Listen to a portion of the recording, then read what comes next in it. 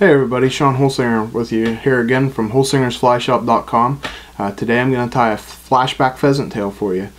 Simple pheasant tail, just a standard pheasant tail nymph, but we're going to tie it with a flashback. A little bit different probably than you normally tie it, but this one that works for me. Okay, here on our flashback pheasant tail nymph, we're just going to use, I'm going to tie this one on a size 12. I tie this anywhere 12 to 16, doesn't matter. You could even fish it in an 18 if you want. I'm going to tie this on a 12 for video quality partially, and it's the size I fish. Just going to use some brown thread. Start it off with brown thread, wrap it down, and we're going to wrap it back towards the tail, towards the bend of the hook.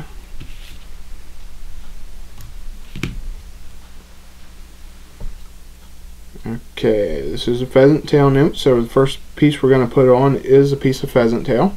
We're going to tie the tips sticking out to make our tail. Okay, you don't want the tail on this to be too long, about half the length of this hook shank here. I'm just going to pinch them down, tie them down, have them sticking out the back there. Okay, what I like to do is to give this a little bit of body. I'm going to wrap this up here about between half and 3/4 of the way, 2/3 I guess, and then I'm going to pull my pheasant tail fibers back.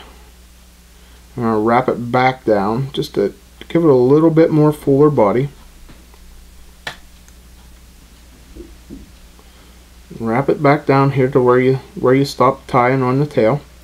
The next thing I'm going to tie on is a piece of gold oval tinsel, French oval tinsel.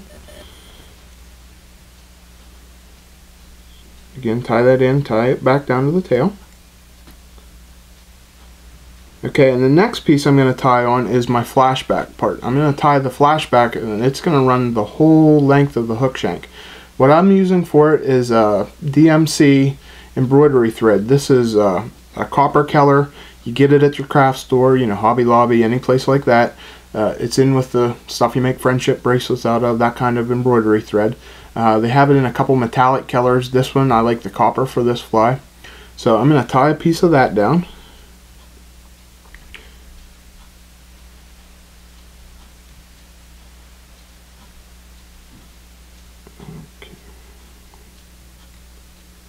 Tie it down, wrap it to the back, kind of get it out of the way there a little bit, and I'm going to wrap back up here to the front, trim up a little bit of this extra.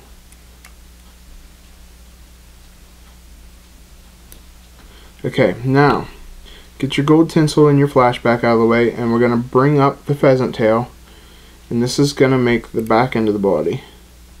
I'm just going to wrap it to the front.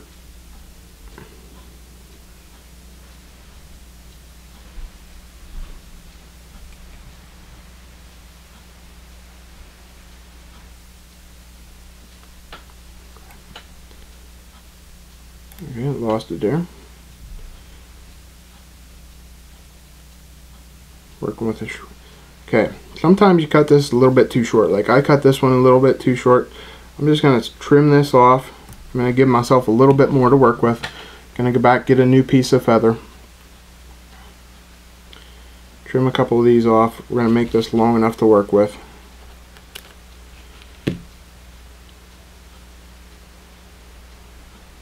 Tie this down, make it easier on myself. Okay, tie that down, wrap it up to the front. You'll see I use my finger, I'll wrap it over and I'll use my finger to hold it down so I can switch hands.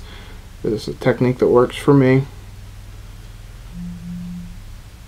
Get it that 2/3 of the distance there. Tie off your pheasant tail.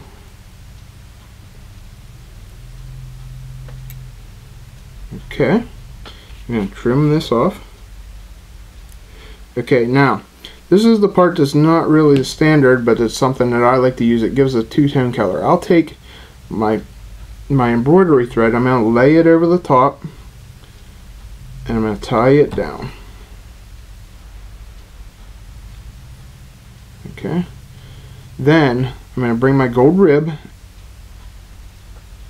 I'm going to bring my gold rib up through there too. There's a lot of flash. You'll notice a lot of my flies I tie with a lot of flash. There's a lot of color to them. I don't know, you see my dad's box and it's kind of bland and older style. Young and just like mine flashy, I guess. So bring that up to the same spot, tie it off. This will protect your pheasant tail. Your pheasant tail is not a real strong material. That'll help protect it a little bit, tying it in there like that.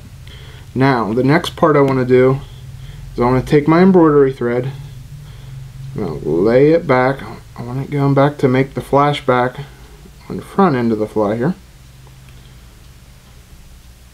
Now I'm going to take some peacock ice dubbing. Like I said, I like everything flashy.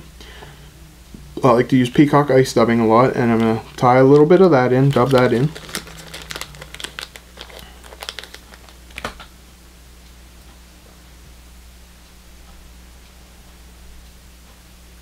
Just twist that on there to dub it on.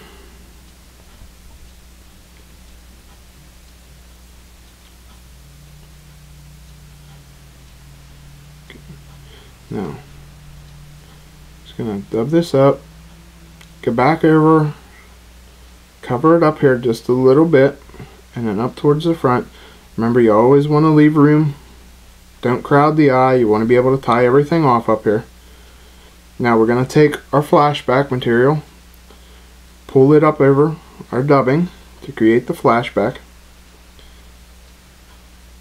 We're going to loose loop it, make sure it all lines up square. Lines up straight on the top there, and then tighten it down, make a couple wraps, trim this off, get it out of the way. Okay, now one thing I always struggled with whenever I started tying flies, I always struggled with making nice legs. I found the simplest legs for me is pheasant tail fibers. I'm going to take a small clump of pheasant tail fibers, and all I'm going to do, you see they'll fan out real nice. I'm going to pinch them down there, get them the length I want them. You don't really want them to go, you know, no more than half the distance for sure. But then I'm just going to I'm going to lay it on the side, I'm going to pinch it tight. Like I said, soft loop and then tight. And they'll plop right out on the side. I'll do that on the other side.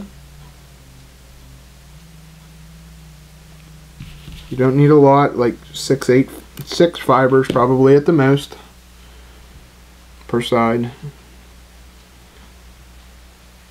Put them on the other side here, even them out.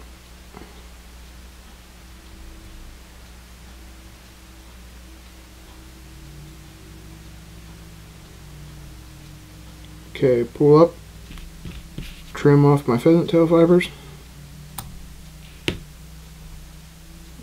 Clean up the head there a little bit.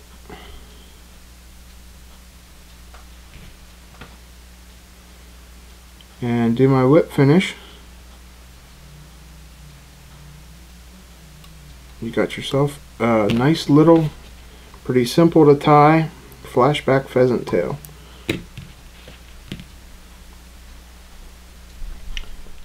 Thanks again for watching my flashback pheasant tail fly.